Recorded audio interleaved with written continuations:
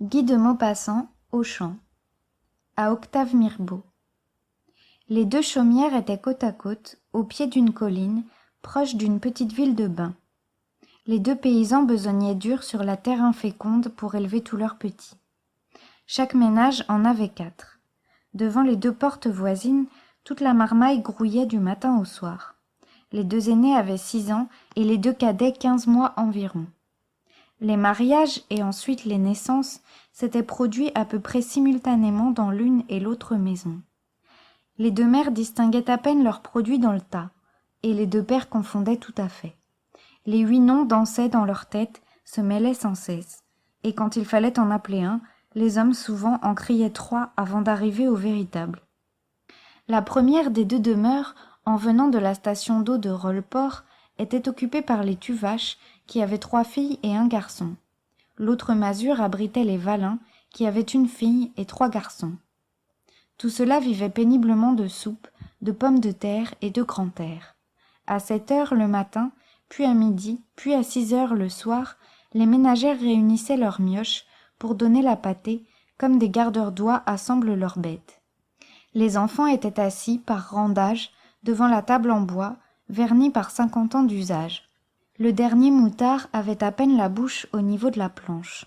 On posait devant eux l'assiette creuse, pleine de pain molli dans l'eau où avaient cuit les pommes de terre, un demi-chou et 3 oignons. Et toute la lignée mangeait jusqu'à plus faim. La mère empâtait elle-même le petit. Un peu de viande au pot-au-feu, le dimanche, était une fête pour tous. Et le père, ce jour-là, s'attardait au repas en répétant « Je m'y ferais bien tous les jours ». Par un après-midi du mois d'août, une légère voiture s'arrêta brusquement devant les deux chaumières, et une jeune femme qui conduisait elle-même dit au monsieur assis à côté d'elle « Oh, regarde, Henri, ce tas d'enfants. Sont-ils jolis comme ça, à grouiller dans la poussière ?» L'homme ne répondit rien, accoutumé à ces admirations qui étaient une douleur et presque un reproche pour lui. La jeune femme reprit « Il faut que je les embrasse. Oh, comme je voudrais en avoir un, celui-là, le tout petit !»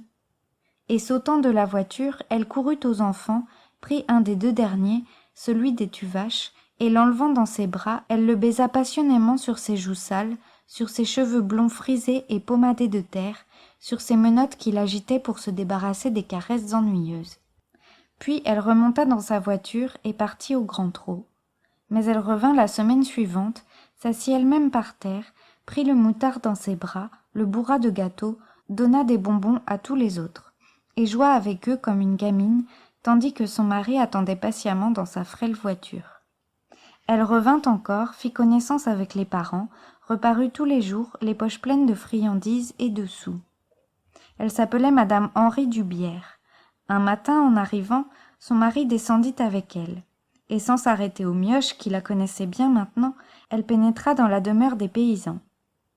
Ils étaient là, en train de fendre du bois pour la soupe. Ils se redressèrent tout surpris, donnèrent des chaises et attendirent. Alors la jeune femme, d'une voix entrecoupée, tremblante, commença. « Mes braves gens, je viens vous trouver parce que je voudrais bien emmener avec moi votre petit garçon. » Les campagnards, stupéfaits et sans idée, ne répondirent pas. Elle reprit haleine et continua. « Nous n'avons pas d'enfant. Nous sommes seuls, mon mari et moi. Nous le garderions. Voulez-vous » La paysanne commençait à comprendre. Elle demanda. « Vous voulez nous prendre Charlot ?»« Ah ben non, pour sûr. » Alors monsieur Dubière intervint. « Ma femme s'est mal expliquée. Nous voulons l'adopter, mais il reviendra vous voir. S'il tourne bien, comme tout porte à le croire, il sera notre héritier.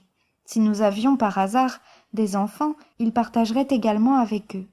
Mais s'il ne répondait pas à nos soins, nous lui donnerions à sa majorité une somme de 20 000 francs, qui sera immédiatement déposée en son nom chez un notaire.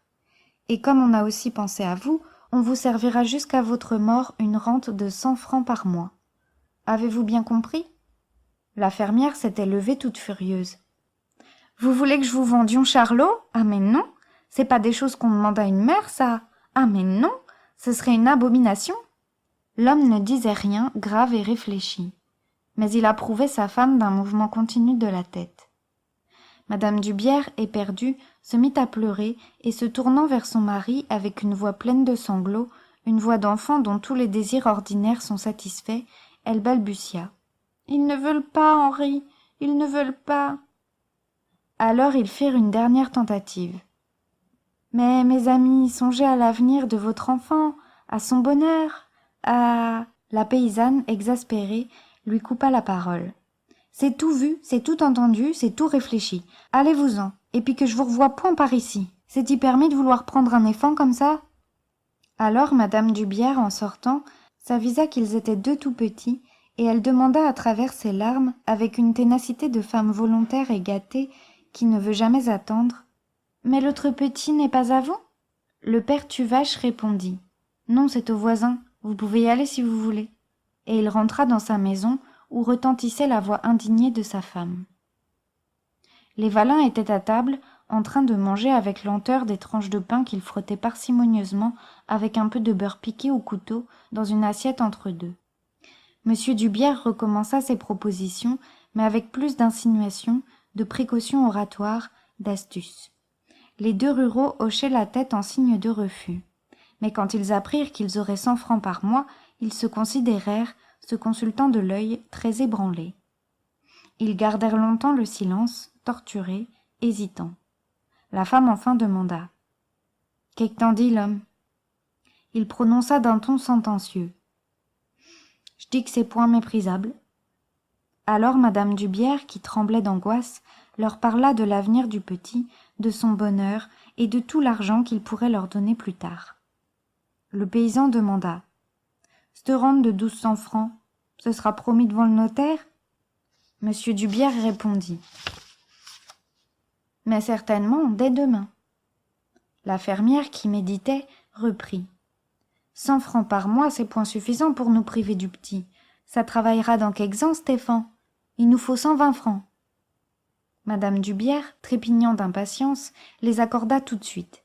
Et comme elle voulait enlever l'enfant, elle donna 100 francs en cadeau pendant que son mari faisait un écrit. Le maire et un voisin, appelés aussitôt, servirent de témoins complaisants. Et la jeune femme, radieuse, emporta le marmot hurlant, comme on emporte un bibelot désiré d'un magasin. Les Tuvache, sur leur porte, le regardaient partir, muets, sévères, regrettant peut-être leur refus. On n'entendit plus du tout parler du petit Jean Valin. Les parents, chaque mois, allaient toucher leurs 120 francs chez le notaire. Et ils étaient fâchés avec leurs voisins parce que la mère Tuvache les agonisait d'ignominie, répétant sans cesse de porte en porte qu'il fallait être dénaturé pour vendre son enfant, que c'était une horreur, une saleté, une corromperie. Et parfois elle prenait en ses bras son Charlot avec ostentation, lui criant comme s'il eût compris « Je t'ai pas vendu, mais je t'ai pas vendu, mon p'tio. Je vends pas mes enfants, mais... Je suis pas riche, mais vends pas mes enfants. » Et pendant des années et encore des années, ce fut ainsi chaque jour. Chaque jour, des allusions grossières étaient vociférées devant la porte, de façon à entrer dans la maison voisine. La mère Tuvache avait fini par se croire supérieure à toute la contrée parce qu'elle n'avait pas vendu Charlot. Et ceux qui parlaient d'elle disaient « Je sais bien que c'était engageant, c'est égal, elle s'a conduite comme une bonne mère. » On la citait. Et Charlot, qui prenait 18 ans, élevé dans cette idée qu'on lui répétait sans répit, se jugeait lui-même supérieur à ses camarades parce qu'on ne l'avait pas vendu. Les Valin vivotaient à leur aise grâce à la pension. La fureur inapaisable des Tuvache, restés misérables, venait de là. Leur fils aîné partit au service. Le second mourut. Charlot resta seul à peiner avec le vieux père pour nourrir la mère et 2 autres sœurs cadettes qu'il avait. Il prenait 21 ans quand, un matin, une brillante voiture s'arrêta devant les 2 chaumières. Un jeune monsieur, avec une chaîne de montre en or, descendit, donnant la main à une vieille dame en cheveux blancs.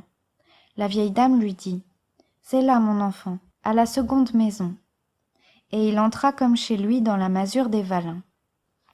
La vieille mère lavait ses tabliers. Le père, infirme, sommeillait près de l'âtre. Tous deux levèrent la tête et le jeune homme dit « Bonjour papa, bonjour maman. » Ils se dressèrent effarés. La paysanne laissa tomber d'émoi son savon dans son eau et balbutia « C'est ité, m'néfant? C'est ité, m'néfant ?» Il la prit dans ses bras et l'embrassa en répétant Bonjour, maman. Tandis que le vieux, tout tremblant, disait de son ton calme qu'il ne perdait jamais: Te v'là-t-il revenu, Jean? Comme s'il l'avait vu un mois auparavant. Et quand ils se furent reconnus, les parents voulurent tout de suite sortir le fieu dans le pays pour le montrer. On le conduisit chez le maire, chez l'adjoint, chez le curé, chez l'instituteur. Charlot, debout sur le seuil de sa chaumière, le regardait passer. Le soir, au souper, il dit au vieux: Faut-il que vous ayez été sot pour laisser prendre le petit au Valin? Sa mère répondit obstinément: Je voulions point vendre notre éfant. Le père ne disait rien. Le fils reprit: C'est-il pas malheureux d'être sacrifié comme ça? Alors le père Tuvache articula d'un ton coléreux: Vas-tu pas nous reprocher de t'avoir gardé? Et le jeune homme brutalement: Oui, je vous le reproche, que vous n'êtes que des nions. Des parents comme vous, ça fait le malheur des éfants, que vous mériteriez que je vous quitte. La bonne femme pleurait dans son assiette. Elle gémit tout en avalant des cuillerées de soupe dont elle répandait la moitié. Tuez-vous donc pour élever des éfants? Alors le gars, rudement: J'aimerais mieux n'être point né que d'être ce que je suis. Quand j'ai vu l'autre tantôt, mon sang n'a fait qu'un tour. Je me suis dit: V'là ce que je serais maintenant. Il se leva. Tenez, je sens bien que je ferais mieux de ne pas rester ici, parce que je vous le reprocherai du matin au soir, et que je vous ferai une vie de misère. Ça, voyez-vous, je vous le pardonnerai jamais. Les deux vieux se taisaient, atterrés, larmoyants. Il reprit: Non, cette idée-là, ce serait trop dur. J'aime mieux m'en aller chercher ma vie autre part. Il ouvrit la porte. Un bruit de voix entra. Les Valin festoyaient avec l'enfant revenu. Alors Charlot tapa du pied et, se tournant vers ses parents, cria: Maintenant va! Et il disparut dans la nuit.